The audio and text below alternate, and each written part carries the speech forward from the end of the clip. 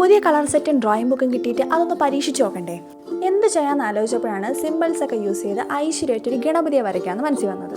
അല്ലെങ്കിൽ എന്ത് ചെയ്യുമ്പോഴും ആദ്യം വിഘ്നേശ്വരനെ തൃപ്തിപ്പെടുത്തണം എന്നല്ലേ? അതിനുവേണ്ടി ആദ്യം പെൻസിൽ വെച്ചും പിന്നെ സ്കെച്ച് വെച്ചും ആദ്യം പടം ഒന്ന് വരച്ചെടുത്തു. ഇനി ബാക്ക്ഗ്രൗണ്ട് കളറാക്കാൻ എവർഗ്രീൻ കോമ്പിനേഷനായ റെഡും യെല്ലോയും എടുക്കാമെന്ന് വിചാരിച്ചു. റെഡിൽ നിന്ന് യെല്ലോയിലോട്ട് ബ്ലെൻഡ് ചെയ്യുന്ന പോലെ ഒന്ന് ലൈറ്റ് ഷെയ്ഡും ഡാർക്ക് ഷെയ്ഡും ഒക്കെ ഒന്ന് മിക്സ് ചെയ്ത് കളർ കൊടുക്കുന്നുണ്ട്.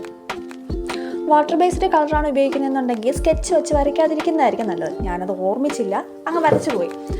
ബാക്ക്ഗ്രൗണ്ട് കളറാക്കിയതിന് ശേഷം നേരത്തെ വരച്ചതിന് മേലെ കൂടെ ബ്ലാക്ക് കളർ ഉപയോഗിച്ചൊന്ന് വരച്ചിട്ട് അതൊന്ന് ഫില്ല് ചെയ്തെടുക്കണം. അതോടുകൂടി നമ്മുടെ പിക്ചർ ഏകദേശം കംപ്ലീറ്റ് ആയി. ഇതിൻ്റെ ഫുൾ വീഡിയോ ചാനലിൽ പോസ്റ്റ് ചെയ്തിട്ടുണ്ട്. കണ്ടു നോക്കിയിട്ട് ഇഷ്ടപ്പെട്ടാൽ ലൈക്ക് ചെയ്യാനും ഷെയർ ചെയ്യാനും സബ്സ്ക്രൈബ് ചെയ്യാനും മറക്കരുത്. ഫൈനൽ ലുക്ക് കണ്ടു നോക്കിയിട്ട് എന്തെങ്കിലും സജഷൻസ് ഉണ്ടെങ്കിൽ അതൊന്ന് കമൻറ്റ് ചെയ്തേക്കാം. ഓക്കെ, നല്ലൊരു വീഡിയോ ആയിട്ട് വീണ്ടും കാണാം. ബൈ.